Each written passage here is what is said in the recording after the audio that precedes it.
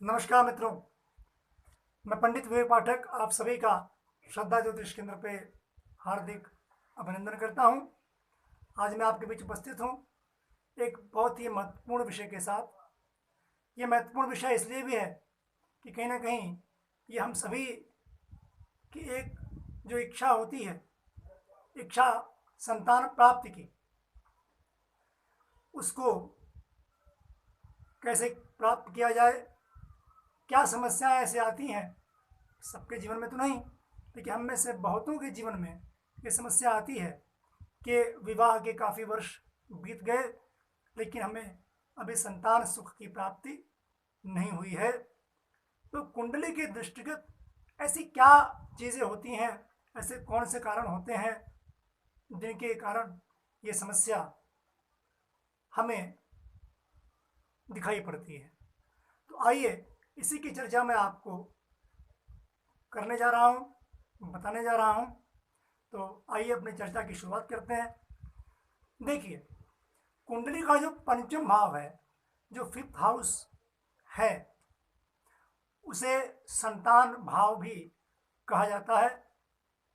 तो संतानोत्पत्ति के लिए लग्नेश के साथ साथ, लग्न के साथ साथ, लग्नेश या लग्न मतलब जो पहला घर है, जो प्रथम भाव है, उसके साथ साथ पंचमेश का मजबूत होना भी आवश्यक है। पंचमेश कहाँ बैठा है, किस राशि में बैठा है, अपने मित्र ग्रहों के साथ बैठा है या शत्रु ग्रहों के साथ बैठा है, पंचमेश पर किन किन ग्रहों की दृष्टि पड़ रही है, जिन ग्रहों की दृष्टि पड़ रही है क्या वो शुभ ग्रह हैं या अशुभ ग्रह हैं, गुरु की स्थिति क्या है, क्योंकि गुरु का सही होना, बृहस्पति का सही होना नितांत आवश्यक है संतानोत्पत्ति के लिए। अगली बात यह भी देखी जाएगी कि पंचम भाव पर, पंचमेश पर कहीं से राहु का कोई प्रभाव तो नहीं है, क्योंकि अगर पंचमेश पर राहु की दृष्टि हो, पंचम भाव पर राहु की दृष्टि हो या राहु वहाँ विराजमान हो, तो संतानोत्पत्ति में राहु बाधा उत्पन्न करते हैं। तो ये सारी चीज़ें कुंडली के अंतर्गत देखी जाती हैं। इसके अलावा कुंडली में चांडाल दोष तो नहीं है, कोई नाड़ी दोष तो नहीं है, इन पर भी विचार किया जाता है। तो ऐसी बहुत सारी चीज़ें हैं जो हमें देखनी पड़ती हैं और उसके उपरांत ये तय होता है कि संतान सुख में कमी अगर है तो क्यों है, और इससे पार निकलने के, इस सुख को प्राप्त करने के, इस बाधा के निवारण के क्या उपाय हैं, वो भी हमें कुंडली के माध्यम से ज्ञात होता है। अब जिन लोगों की कुंडली है वो तो ठीक है, उनको देख करके बताया जा सकता है, लेकिन जिनके पास कुंडली नहीं है या जिनको अपने जन्म की तारीख, जन्म का समय आदि इत्यादि नहीं याद है, तो उन्हें भी निराश होने की ज़रूरत नहीं है। क्योंकि अगर उनके पास कुंडली नहीं है या जन्म की तारीख, जन्म समय उन्हें ज्ञात नहीं है, तब भी जो एक समय के आधार पर गणना होती है, उस गणना के माध्यम से इस प्रश्न का उत्तर दिया जा सकता है कि संतान सुख है या नहीं है, या संतान सुख में कौन सी बाधाएं हैं। अब देखिए, वैसे तो बहुत सारे उपाय हैं और सबके लिए उपाय भी अलग अलग होते हैं, कुंडली के ग्रह गोचर और दशा पर वो निर्भर करता है। क्योंकि कुछ मैं उसमें कुछ उपायों की चर्चा आपसे करना चाहूँगा, आप चाहें तो उन्हें नोट भी कर लें, और एक मैं बहुत ही विशेष उपाय बताऊँगा। तो पहली बात तो यह है कि अगर इस तरह की समस्या है तो हमारी कोशिश होनी चाहिए कि हम हरे पेड़ न काटें और न कटवाएं। पेड़ों को जहाँ तक प्रयास करें कि उन्हें न काटें और न ही कटवाएं, क्योंकि इससे भी संतान दोष उत्पन्न होता है। दूसरी बात, संभव हो तो पेड़ लगाएं, और पीपल का वृक्ष तो अवश्य लगाएं। पीपल का वृक्ष अगर आप लगाते हैं तो वो संतान उत्पत्ति में एक उपाय के तौर पे बड़ा फायदा पहुंचाता है। ये भी ध्यान रखें कि कहीं आपके घर में दीवारों पर सीलन तो नहीं लग रही है, और लगातार सीलन तो हमेशा दीवारों पर नहीं बनी रहती। अगर ऐसा है तो यह भी संतान दोष के भाव को उत्पन्न करता है। अब जैसा कि बरसात का मौसम चल रहा है, वर्षा होगी, बहुत बार दीवारों पर सीलन लगती है, तो वो कोई बात नहीं, वो लगी 10 दिन 15 दिन 20 दिन रही और चली गई। लेकिन अगर हमेशा सीलन रह रही है, नमी बनी हुई है, तो यह फिर दिखाता है कि आपके घर में, आपकी कुंडली में संतान दोष का प्रभाव है। साथ ही साथ हमें यह भी देखना चाहिए कि हमारे घर के ठीक सामने कोई केले का वृक्ष न हो। अगर केले का वृक्ष घर के ठीक सामने लगा है तो यह भी संतान बाधा को जन्म देता है। तो इन सब चीज़ों से हम ये सुनिश्चित करें कि संतान बाधा जहाँ तक संभव हो उत्पन्न न हो। अब जो मैंने विशेष उपाय की बात की थी वो मैं आपको बताने जा रहा हूँ। देखिए, अगर संतान बाधा आपकी कुंडली में भी है, आपके जीवन में भी संतान का अभाव है, तो एक विशेष उपाय मैं बताता हूँ और मुझे उम्मीद है कि माँ दुर्गा कृपा से वह आपके लिए हितकर और लाभप्रद रहेगा।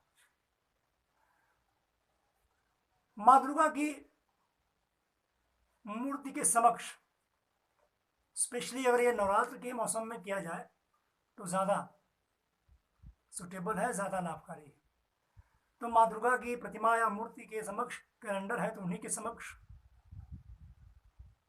9 अड़हुल के फूल, गुड़हल के फूल 9 गिन करके एक पंक्ति में सजा दीजिए। एक पंक्ति में 9 गुड़हल के फूल सजा दीजिए। माता को गुड़हल के फूल, जिसे हम अड़हुल का फूल भी कहते हैं, बहुत ही पसंद है। किसी ने भजन में गाया है, अड़हुल के फूलवा में कवन गुण हो, माई गइलू भाई। तो ये बात भी है। तो 9 अड़हुल के फूल एक पंक्ति में बिल्कुल एक सिरे से सजा दीजिए। दूसरी पंक्ति में 9 लौंग, लौंग के 9 फूल, 9 लौंग दूसरी पंक्ति में ठीक वैसे ही सजा दीजिए। और तीसरी पंक्ति में छोटे छोटे 9 कपूर के टुकड़े, छोटे छोटे, तीसरी पंक्ति में वैसे ही सजा दीजिए।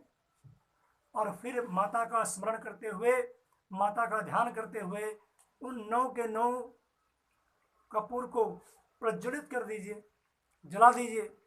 उसके उपरांत माँ का नाम लेते हुए एक लौंग उठाइए और उसे खा जाइए। ये जो मैं बता रहा हूँ स्त्री के लिए, स्त्री ऐसा करेगी, पुरुष को ऐसा नहीं करना। ये स्त्री ये पूजा या ये उपाय करेगी। तो एक लौंग माँ का स्मरण करते हुए खा जाइए। उसके उपरांत तांबे के लोटे में जल लीजिए और एक फूल अड़हुल का वहाँ से उठाइए और उस जल में, लोटे में रख दीजिए और जाकर के नीम के वृक्ष की जड़ में माँ का स्मरण करते हुए वो जल वहाँ अर्पित कर दीजिए, चढ़ा दीजिए। अब बात ये भी है कि सेम ये जो पूजा है या सेम ये जो उपाय है, जो क्रम है, ये 24 घंटे में 3 बार आपको करना होगा और उसका समय भी है। तो जब 3 बार करना है 24 घंटे में 3 बार, तो पहले प्रातःकाल, पहली पूजा प्रातःकाल होगी 4 से 5 बजे के बीच में, न उसके पहले न उसके बाद। फिर सेम यही प्रोसेस, सेम यही पूजा, सेम यही उपाय आपको शाम को 4 से 5 के बीच में पुनः स्नान वगैरह करने के बाद शुद्ध शरीर होकर के सेम प्रोसेस फिर फॉलो किया जाएगा। और फिर अगले दिन सुबह 4 से 5 के बीच में ही, न उसके पहले न उसके बाद, ये सेम प्रोसेस आपको दोबारा, तिबारा, थर्ड टाइम फॉलो करना है। तो ये 24 घंटे में 3 बार ये पूजा होगी और सारी प्रक्रिया वैसी की वैसी ही रहेगी, ये ध्यान रखेंगे। और इसमें आपको दिन का भी विशेष ध्यान रखना होगा। अब दिन कौन सा हो? दिन होगा शुक्रवार और शनिवार या सोमवार और मंगलवार। अन्य किसी दिन ये पूजा आप नहीं कर सकती, नहीं करेंगे। तो ऐसा करेंगे और माता का स्मरण करते रहिए, तो संतान उत्पत्ति की समस्या, मुझे विश्वास है माँ दुर्गा की कृपा अगर हो गई आपके ऊपर, तो निश्चित तौर से दूर हो जाएगी। माता सदैव आप सभी में प्रसन्न रहें, अपनी कृपा दृष्टि बरसाती रहें। इसी मंगल कामना के साथ नमस्कार।